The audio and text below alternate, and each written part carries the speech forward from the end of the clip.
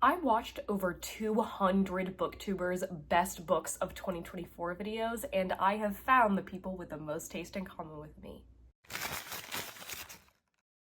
This is maybe my favorite video to watch every year, so I am so glad I am doing it again. If you'd like to catch last year's video, you can catch that in the cards, and just thank you to everybody who does this video because I love watching it, especially Books of Mama, who I saw first do this. But I picked out of 204 booktubers, the top 5 booktubers with the most taste in common with me. I'm going to talk a little bit about my methodology of how I came to those 5 people.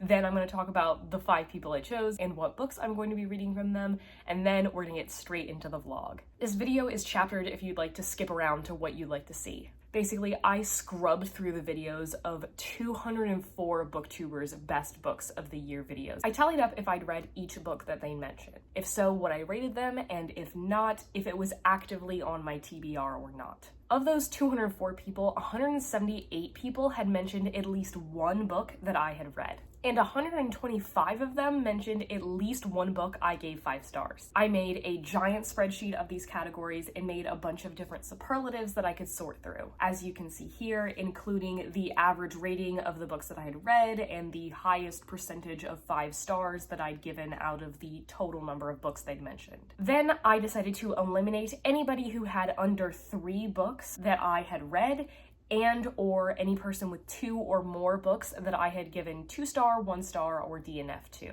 That means I went from a total of 204 people to 99 qualified people. I found the top 10 people in several different superlative categories and gave them points depending on how they ranked in each category. From there, I summed up their scores and found the top 10 booktubers who had it in common with me. Then I did deep dives into their videos and started ranking them within each other and found the top 5 people. So there are 3 major things that I did do differently from last year. 1, we have this formal scoring system to pick the top 10 rather than just going off of vibes. 2, I wrote down the number of books that every single person mentioned, not just my top 10 or so. And 3, the most important, last year I picked the people who had the most 4s and 5s in common with me, but this year I really wanted to focus on the number of 5 stars in common. Here are a bunch of rules and caveats about what I just said that I included in how I did my spreadsheet. And if you're curious about some stats, on average people mentioned 12.8 books per person, and I had read 2.9 of those books and had 1.9 of those books on my TBR. 1.0 of those books that I had read were 5 stars, which is disproportionately high, which is great. That means I am pretty much on the same page as most people. Now, let's talk about my 5 people. First, we have Amy from Amy and Go,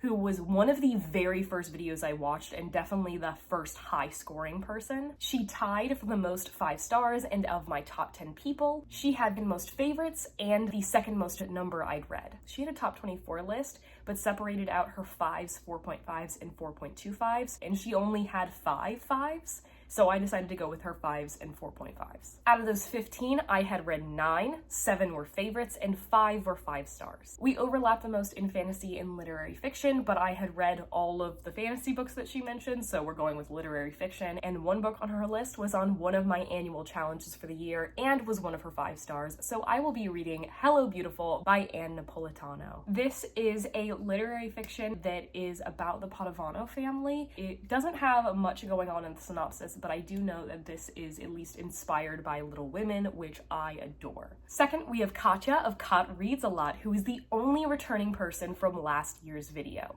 Of all of the qualified people, she's tied for the highest rating and percentage of 5 stars. Of the 11 books she mentioned, 4 of them I had read, and all were 5 stars. Last year we overlapped in fantasy and thriller, and this year we overlapped in literary fiction and speculative. It was hard to decide which to read for her. I nearly picked one book, but then I ended up picking it for a different person. I owned one book, but I didn't think that I would be able to fit it into my schedule, and I came down to 2 books, and one of them was not really available at my library, so I am going to be reading Funny Story by Emily Henry for her. This is so appropriate because this is by far the singular most mentioned book across all of the videos that I watched. The only book that came close was Just for the Summer by Abby Jimenez, and after that, it is a huge drop-off. This is about Daphne and Miles, and they were in relationships with people who were best friends with each other. They ended up leaving them for each other, and now Daphne and Miles have become roommates. Third, we have Chris from Crazy Books. Of my top 10, he tied in percentage of favorites that I had read and had second in the average rating I gave. Of the 11 books he'd mentioned, I had read 4, all of which were favorites, and 3 of which were 5 stars. We overlapped in horror, so I picked the one that I could get for free off of his list, and that is Dracula by Bram Stoker, which is of course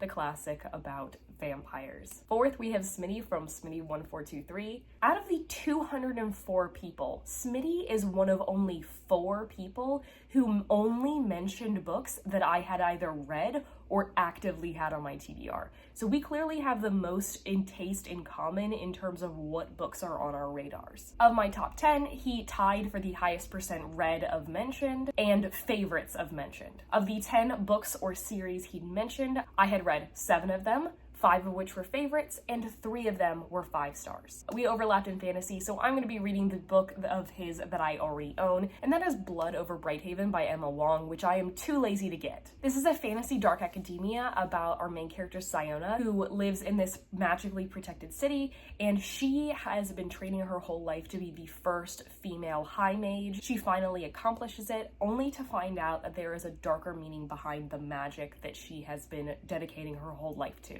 And for our last person, I do have a brief backstory. I made a list of people who did really well last year. I did like the top 12 or so people, and I could not find this person's channel again. I thought this person had straight up deleted their channel. I had fully decided what people I was going to read for this video. I had set my TBR, and then I watched Books and Lala's video for this. Lo and behold, this person was there and was blowing everybody's scores out of the water. So I was totally right to write her down. I just spelled her channel name wrong. I added spaces when there shouldn't have been. And so my number 1 person with the most in common with me is Brea from Tells of Tales. Of all 204 people, she tied for the most 5 stars and ran away with the percentage of 5 stars of books mentioned. Of the 10 books she had mentioned, I had read 7, 5 of which were 5 stars. We evenly overlapped across fantasy, sci-fi, and horror, and her number 1 book of the year ended up being the only book that was mentioned more than once by all of my top 10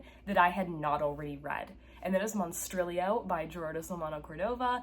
This is a horror that has been making the rounds that is about a couple who loses their son young, and the mother ends up cutting out a piece of his lung and feeding it, and it turns into this little creature called Monstrilio, and I know that this has to deal with grief. Without further ado, because there's been much ado, let's get started with our first book, Monstrilio.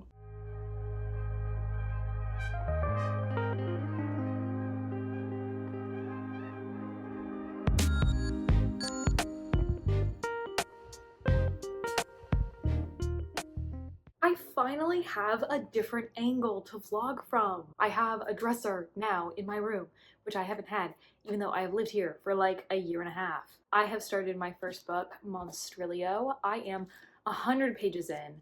I thought this book was like 400 pages. It's only 320, and I have been flying through it. And I have been, honestly, more engaged than the last couple of physical books that I've been reading. The opening chapter of this book, oh my god. I just want to read the first couple of sentences or something. Her son dies in a child-sized bed, big enough for him, but barely enough to hold her and her husband, who cling to the edges, folding themselves so small they fit one on each side of him. She savors the constant shifting and squirming needed to keep her in place. Her son was alive, and now he isn't.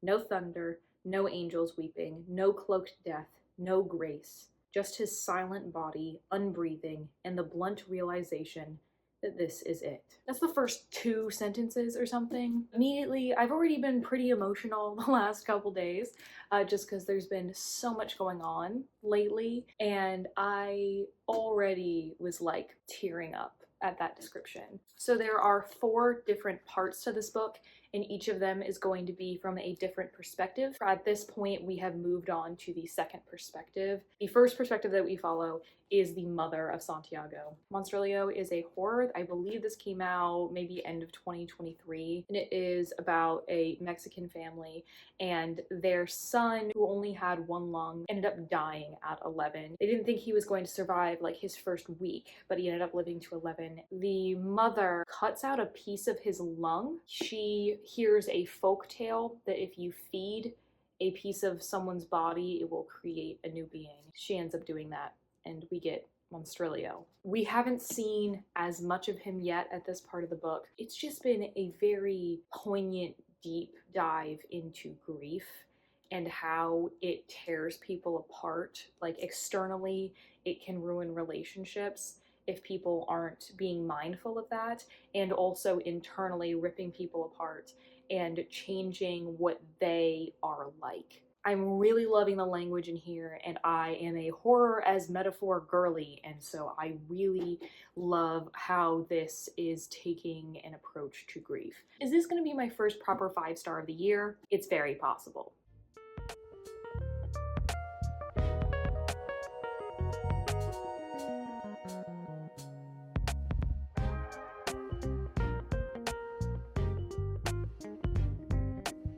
Let's check how far I am before I say how far I am. I just lose my page? Yes, I did. I exclusively use receipts as bookmarks. I do not use anything intended to be a bookmark. I use library receipts because I put my place as the place I want to get to by the end of the day, and have the front of the receipt flip over to where I actually am. And I just took my receipt out. I am exactly 100 pages out from the end of Monstrillo. I cannot stop thinking about how this book is reminding me of Shark Heart by Emily Havoc. These are very different. This is a horror book.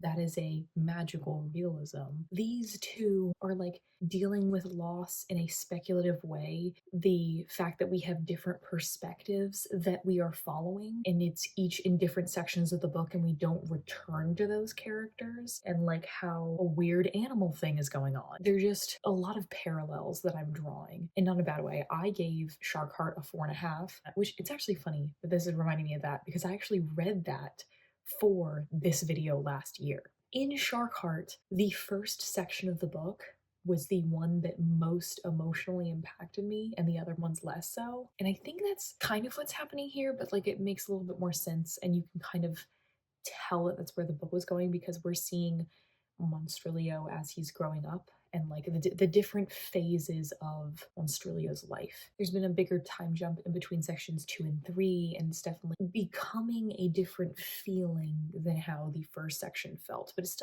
still definitely does feel like part of the same story. Shark Heart, it felt less like part of the same story. I definitely feel like the first section is so punch you in the gut that was definitely the part that I was most invested in. And I think I keep finding myself lately really liking the first part of a book, and then my interest kind of wanes. I hope that's not me. Considering how the book opened, it's definitely less in-your-face horror than I thought it was going to be. Like, I knew it was on the literary side, but like, given that it is shelved in the horror category, I was anticipated it being like paddle on the floor horror. Then this is definitely more on the quiet side. No complaints.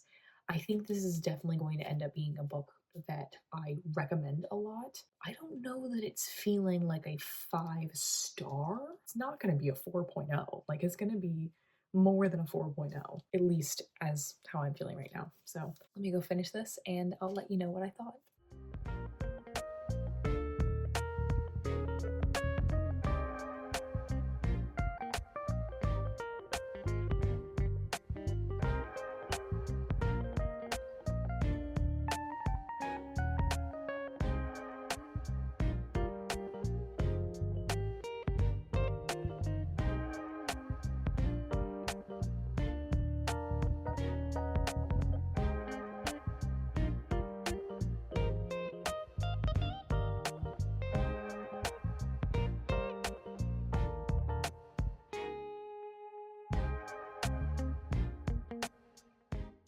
So I have finished Monstrilio. This is a solid 4 for me. I think my comparison to Sharkheart is appropriate. The horror definitely ramped up. There were some parts of this that are less horror than others, and that's because of where our perspective is and how these people are viewing Monstrilio. And I think that this is an interesting look into grief and what people will do to protect their grief. I really liked the language that was used in here, particularly in the first section, and I thought this did a good job doing what it set out to do. I even thought it could have been a little bit shorter, which is not a critique that I have a lot, but I think there were some parts that I was less invested in. But I think that this is a solid recommendation, and I think like this one, and there's another horror book that I read recently, We Used to Live Here, that I think these two are getting attention outside of the sphere of people who normally read horror, and I totally get why. I think that this is a good metaphorical horror, which is something that I get into a lot. This is a really impressive debut. It is not a new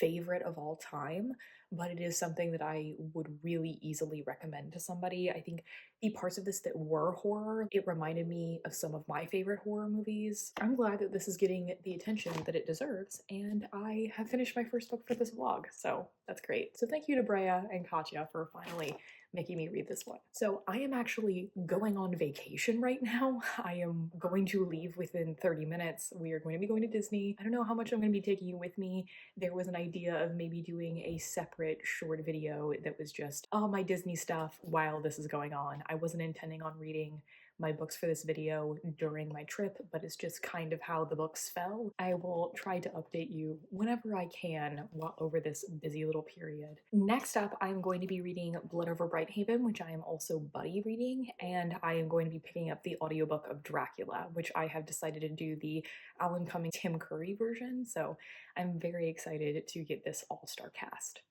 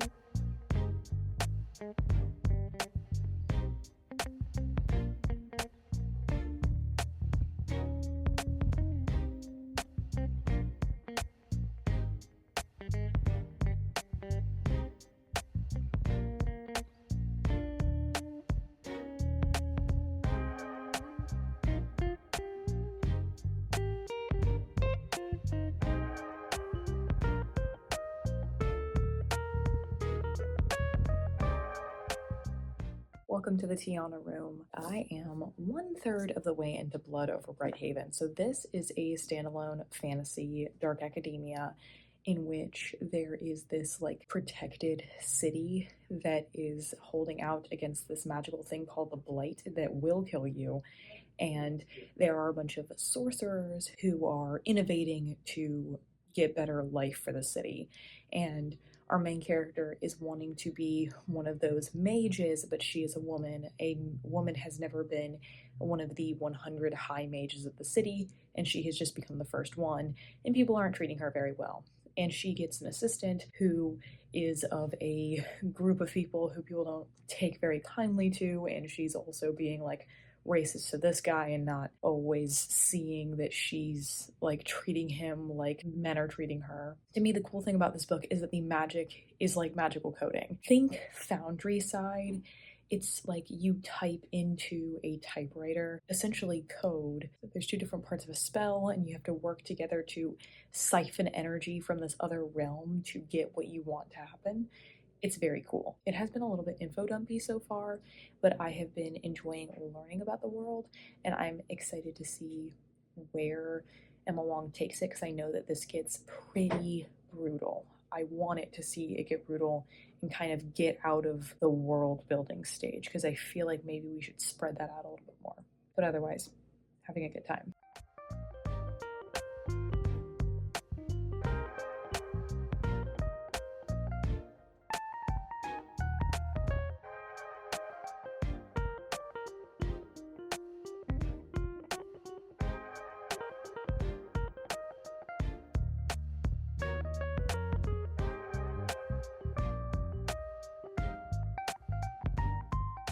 Hey, it's been our first day at Disney Springs, chilled out a lot, and our second day was at Magic Kingdom.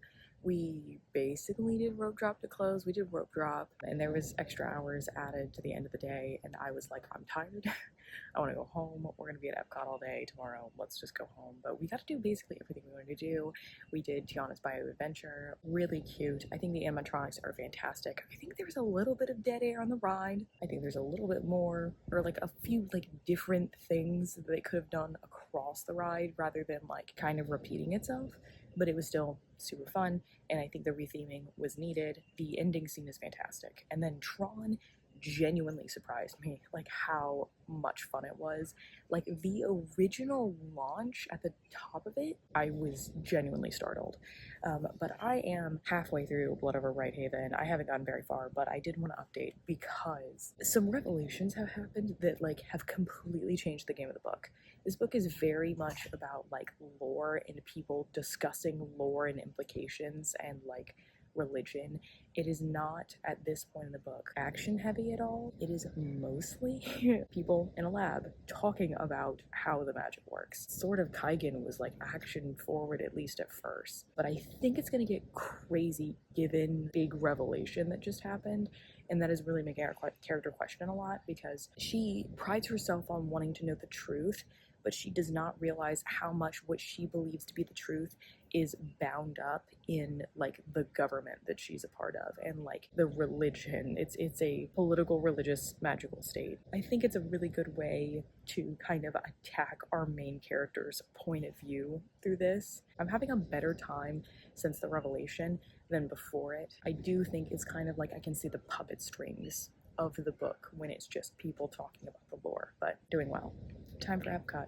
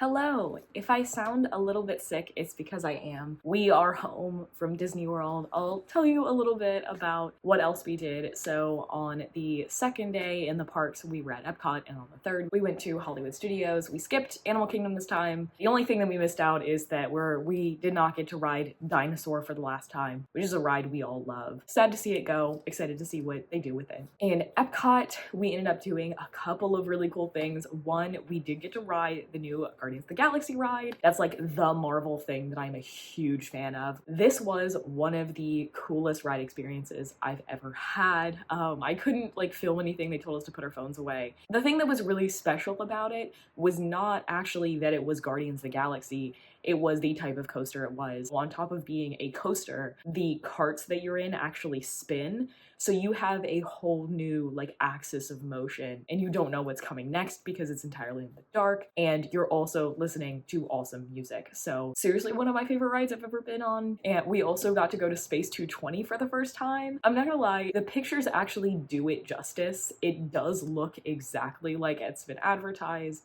And it is pretty cool to be looking down on Earth, even if it is a giant screen. The thing that really surprised me here is the food. I got a reconstructed tuna tartare and then a salmon with like an orange beurre blanc or whatever. Both of these things, so delicious. This place has been ragged on for its food, and I think they finally got a handle on it. And then we did the Festival of the Arts, which is really what I was excited about. I love trying food. Personally, my favorite was probably the beef Wellington croissant. My family's favorite was the carne asada. I also had a strawberry fields margarita that was really smoky and cool. We got a couple of different desserts. Just had a real fun time and ended up leaving a little bit early. And then Hollywood Studios, we were just going through all of our different lighting lanes. We actually spent some time outside the parks, doing a little bit of shopping and going to different resorts, but we did all of our heavy hitters, and Muppet Vision 3D, which is going to be closing down, which we are very, very sad about. We are Muppets fans here in this family, but I am very hopeful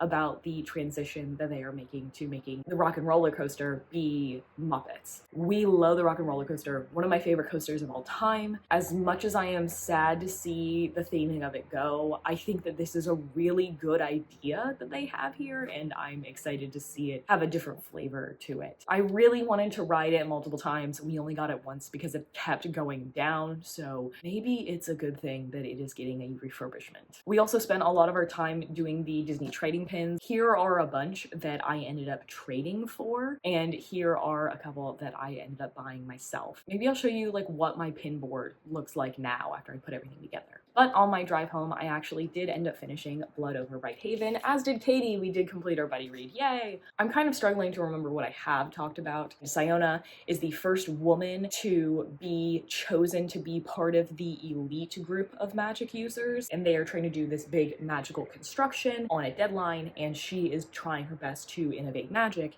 And in innovating magic, she's actually finding out the dark truth behind all of that magic. Alongside her assistant, who is a Quen, which is a person from the outside. They are looked down as secondary citizens and inhuman a lot of the time. So she grows up in this patriarchal society where she is constantly stepped on for being a woman, but she doesn't realize how much she's stepping on the people below her, because she doesn't see them as human, she doesn't see the discrimination as bad, and it's not until she has a close relationship with somebody who is Quen does she see, oh, it's not that he's an exception, it's not that he's a good Quen, it's that these are literally just people that we have been discriminating against and poisoning and killing and blah blah blah. So this book deals a lot with propaganda, especially in a state that is so tied culturally, politically, magically, religiously, like all together. Siona figures out over the course of the book like all these dark things that are happening, and she's like, oh shit, I have been contributing to the problem. What can I do to stop it? And things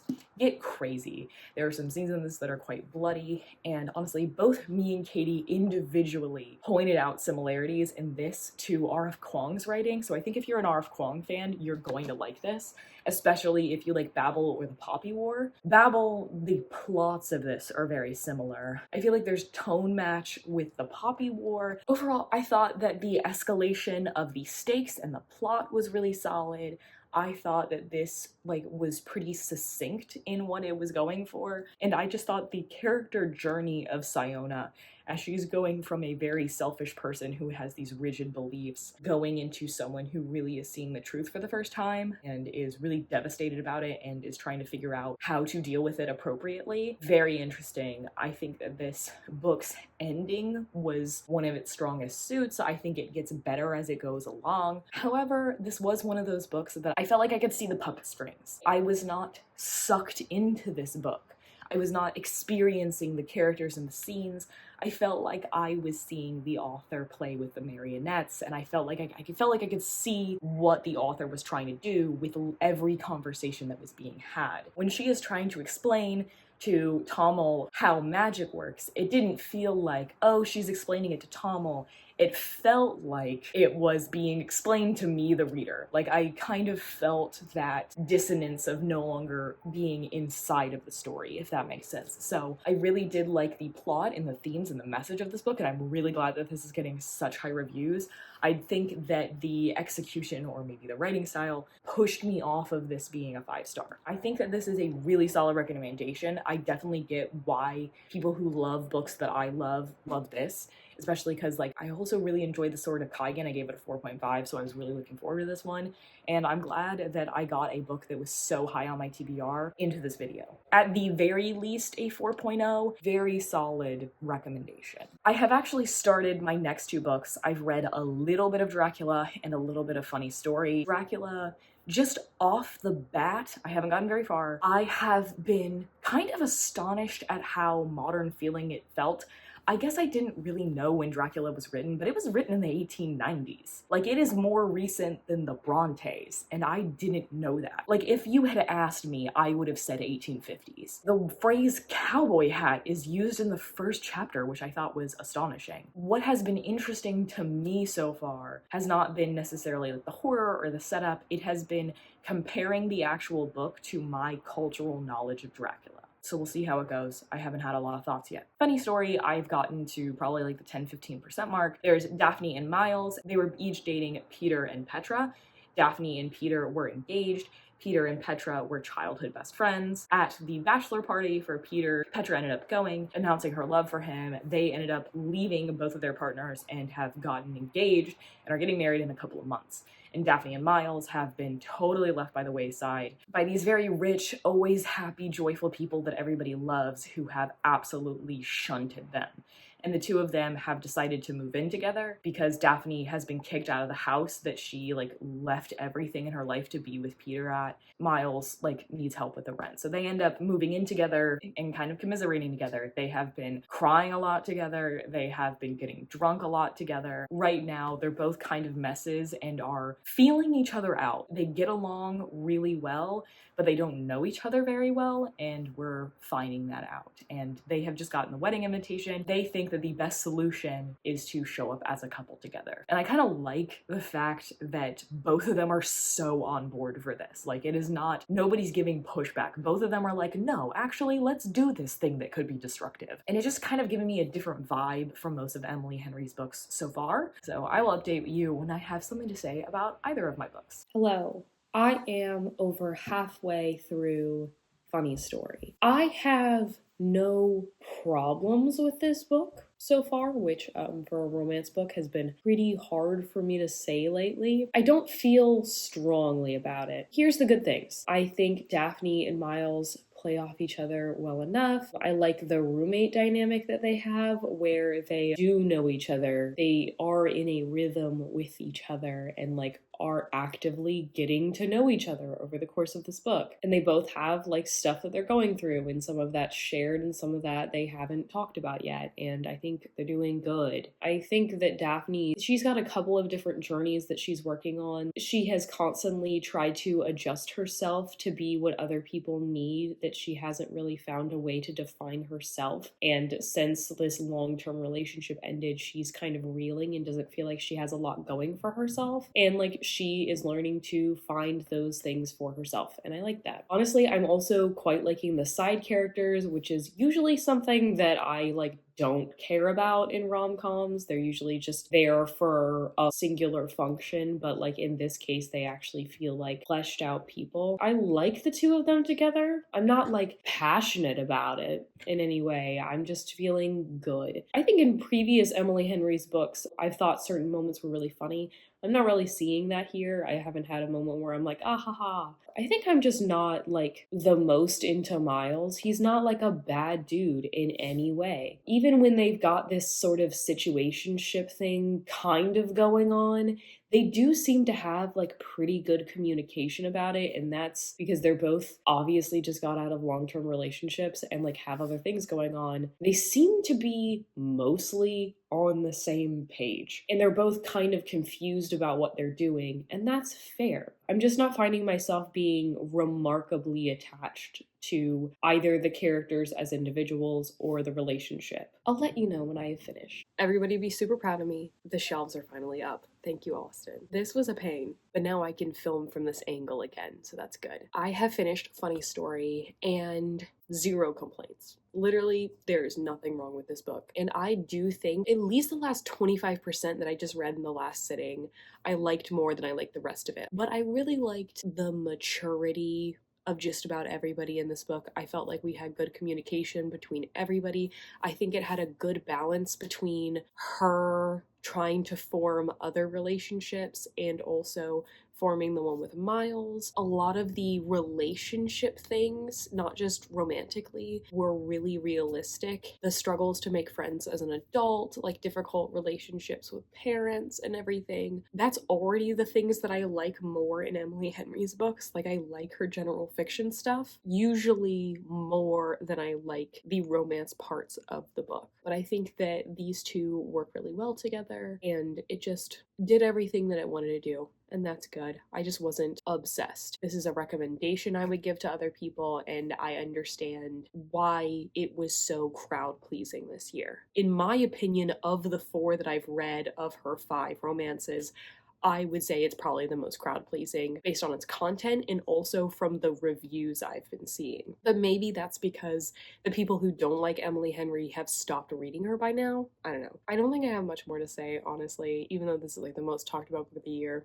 But I just got my physical hold and my audiobook hold of Hello Beautiful in, so I kind of need to decide. I might just do like flip back and forth between them, but I do also have Dracula to listen to, so I don't know that I'm going to do the audio. But let's talk about Dracula for a second. So I don't know, probably like 8 to 10 chapters in. I knew that this was an epistolary novel. I didn't know that it was going to be so many different people's perspectives. Like, I was under the impression that this was Jonathan Harkness's notebooks. I didn't know that it was so many different people's journals, which actually is really interesting and isn't a thing that I've seen a lot. Jonathan Harkness is like a lawyery guy, and he is an Englishman who has gone all the way to Transylvania to hang out with Count Dracula, who's trying to get a place in England, and he's supposed to be helping him set up. But the longer he's there, the more creeped out he is, and he kind of realizes that he's trapped and Count Dracula is sort of holding him hostage. By now, we have gotten perspectives from people who are back in England. So Mina, who is Jonathan's fiance, her best friend Lucy, and Dr. Seward, who is involved with that group. He's dealing with people who have mental health conditions. The 3 of them have started noticing really weird things, especially since Jonathan didn't send anybody letters for a while. But also something happened to Lucy. She kept sleepwalking. Dark figure came to her in the night, and she's got 2 little bite marks on her. Honestly, even though I've seen the movie, it's been a long time, so I don't really remember the plot. It's going okay. I don't have strong feelings about it either. Is this whole video just gonna be 4 stars across the board? That's not too bad if it would be, but I'd love to get a 5-star.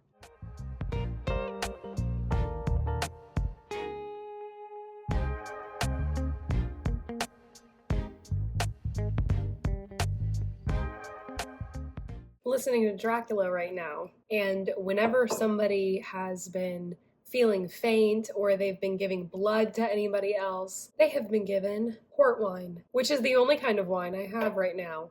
I had it for cooking and I didn't like it, and now I've taken a liking to it, so I have been drinking it. So cheers. Groot and I have been watching the Super Bowl. Well, I've got it on mute and I've just had it on in the background. Philadelphia is up 17-0. I don't have a dog in this fight because I kind of don't care about football. Anyway, while I was running around the house, I did get to the 50% mark of Dracula. I feel like not a lot of things have happened yet. It's not that things aren't happening. It's been a lot of people talking to each other. Basically, the main thing that's happened so far is we know that Lucy has been bitten and they are trying to help her. She's been sleepwalking, she's pale as death, and they are giving her blood transfusions. People are dying. Van Helsing has finally showed up, so we've had our first Tim Curry chapter, which is cool. I have liked the audiobook so far, but I have had to slow it down lower than usual. I have it at 1.7 instead of my normal 2. There's a couple of side character accents that are pretty indiscernible. I think because this is an epistolary novel, there almost is a little bit of distance from the reader and a little bit less urgency. Even when people are being urgent in their letters, they're recalling something that's already happened, and it doesn't really feel like I'm in it at the moment. I'm not particularly invested, but I'm glad to be getting the story straight, having consumed other media related to Dracula. Yeah, I'll probably just be chilling out for the rest of the night. I will be starting Hello Beautiful. I read the first 25 pages, but that's it. Getting some more progress on these 2. I have gotten to the 1/3 mark of Hello Beautiful. This book is starting out in the 70s with William, who is a kid who's been very lonely his whole life. He doesn't really have many friends, and his parents, after his sister died not long after he was born, have just never really cared about him. He has given his whole life to basketball. It's like the only place that he really feels like himself. And in college, he meets Julia, who is a very determined woman who knows exactly what she wants, and she wants to be with him and have a perfect family with him. He gets introduced to her family, where there are the 4 Padavano sisters and their parents. They are very tight-knit, if not always, in agreement with each other. So we are following this family and William throughout the years. It's only been a couple of years that we've been with them, but there have been a lot of big changes in their lives. Something that's really interesting about the structure of this is that we will follow one person for like several months or even a year of time. Something new will happen, and then you'll go to the next chapter. You will see overlapping months. It's not a short story structure, but like the perspective that you're seeing of each person is very full, and you're just rewinding in time a little bit every once in a while.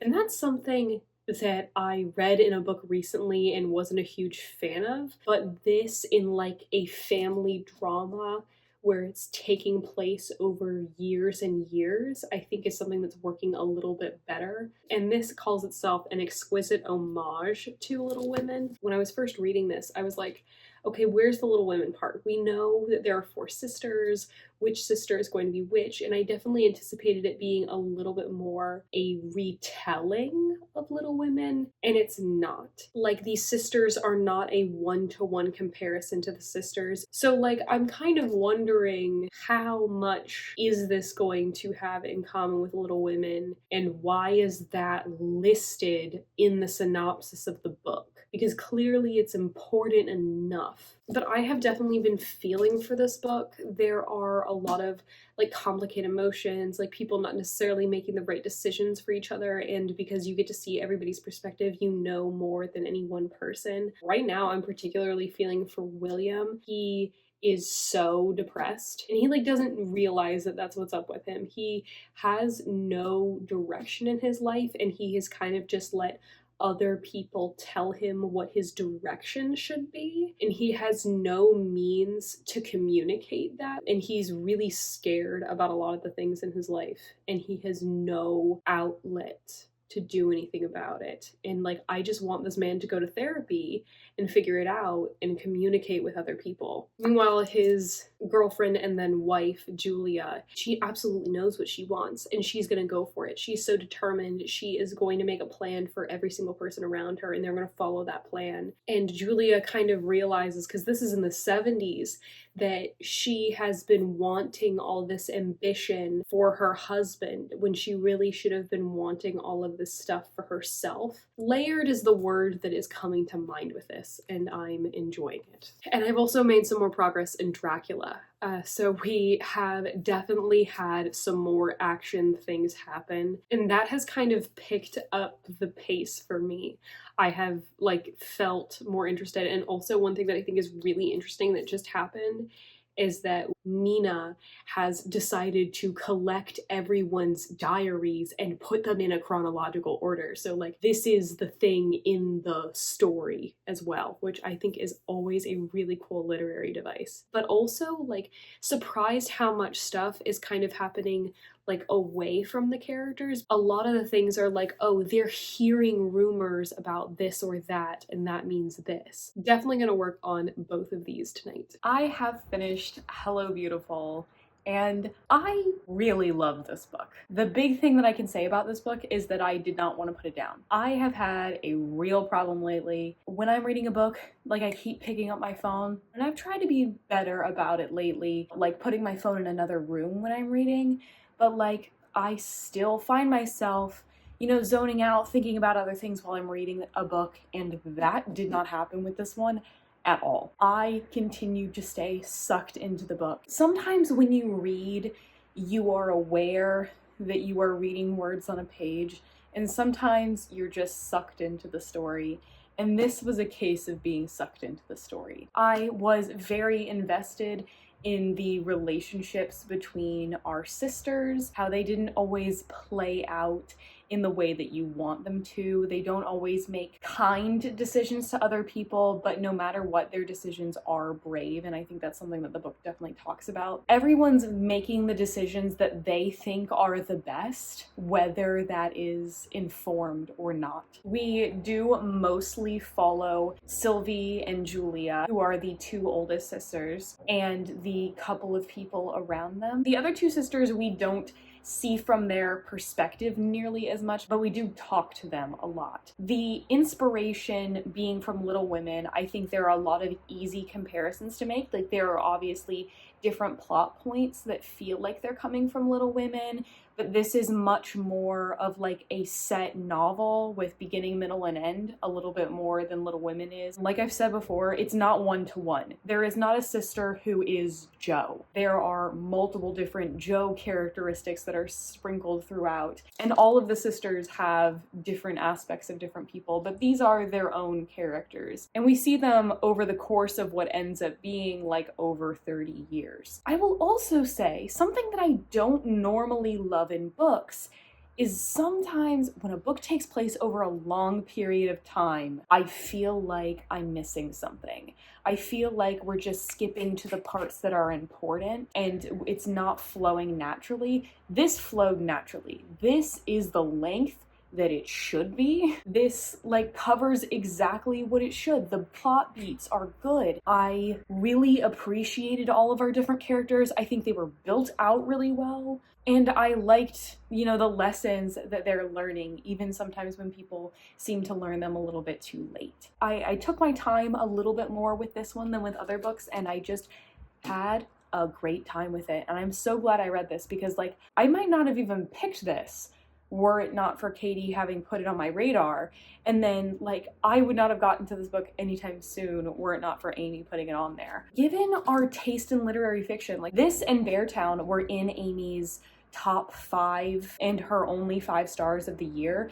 And I completely see how this and Beartown were on the same favorites list. I just think that this is a great, like, family drama story that, like, has so much heart behind it. Whether this is a 4-ish star or a 5-star is kind of going to be dependent on how long the book stays with me. It's probably a 5. I don't know. It was really fantastic. I really would like to read more from this author. So it shouldn't take me an hour to finish Dracula, so I'm gonna go play a video game and come back and finish up a vlog. I did end up finishing Dracula. That was yesterday, but I forgot to film. Oops. Didn't have a lot of strong feelings about it. There were specific things that, like, I didn't know where they came from. For example, the name Nosferatu. I had been under the impression forever that that was, like, the name of a specific vampire, but is it supposed to be the Transylvanian word for vampire or whatever language?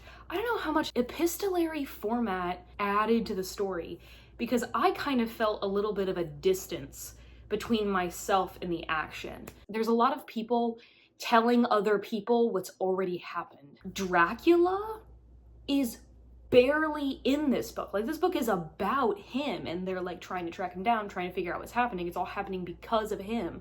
But, like, actual screen time, really short. In terms of the audiobook, I thought the audiobook was good. I think the performances were great. I think Alan Cumming specifically liked his narration. I feel like I'm not gonna be thinking about this, and that's something that is interesting from a classic. Usually, like, a classic, even if I don't like it, there's things for me to think about, and I didn't come away wanting to think about it. I thought it was cool to have, like, the women be points of view that we see from. I mean, Mina is one of the major perspectives that we see from, like, even more than someone like Van Helsing, who is, like, such a big figure in culture now. Even if, in terms of the plot, there's a bit of a damsel angle of, like, they're the only ones being preyed on for the most part. But, like, Mina is extremely capable. And like, that's what people really admire her for that.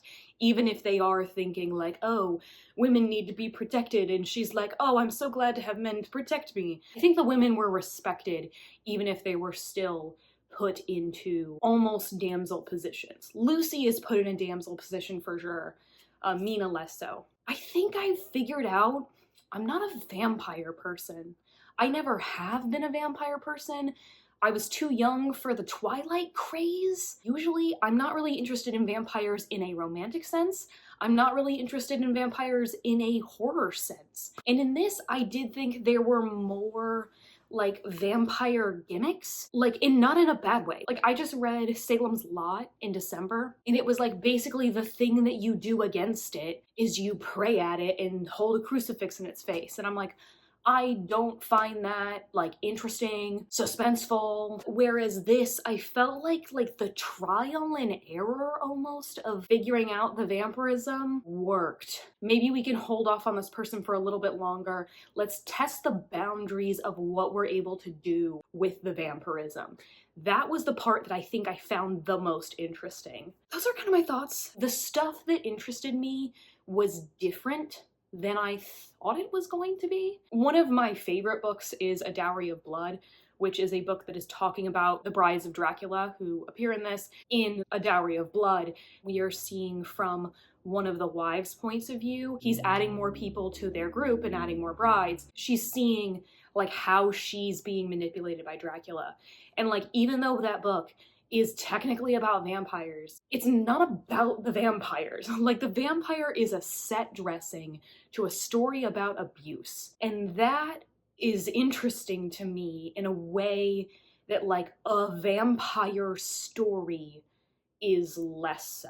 I don't know if that makes sense. Having that be one of my favorite books and it be an imagining of something I hadn't read was a weird experience, and now I've gotten the full thing. So I have now read all of the books for this video. We had Monstrilio from Brea, which I am going to be giving like a 4 or 4.25. We got Blood Over Brighthaven from Smitty, which I again gave a 4-star. I think that the messaging is so good. I think it needed a little work on the execution. I gave like a 3.5 to Funny Story, which was from Katya. Hello Beautiful from Amy, I think I'm going to be giving possibly a 5-star, 4.75 or 5. That was by far the winner of the video. Like, it really stood out to me as something that I was super interested in, and it was the only book on this list that like before this year I did not have on my TBR. And then Dracula is, I'm probably gonna give it in the realm of a 3. Like, and I think that's purely on like enjoyment basis. Like, I was not interacting with this book as a classic of literature. I was interacting with it as genre fiction. In that way, it was good, nothing to sneeze at. I just wasn't as invested. So that is my reading Booktubers best video. I did come away with the book that's probably my favorite of the year so far, so I'm gonna take that as a win. Thank you so much for watching. If you'd like to see more of my videos, you can hit the subscribe button down below, and if you want to see more of the things that I do on the internet, you can hit the link in the description. Also, please make sure to check out all of the people that I read from in this video. I have been watching all of these people since I found their videos. They're all very lovely, and I really do like their channels. And as always, I will see you in the next one.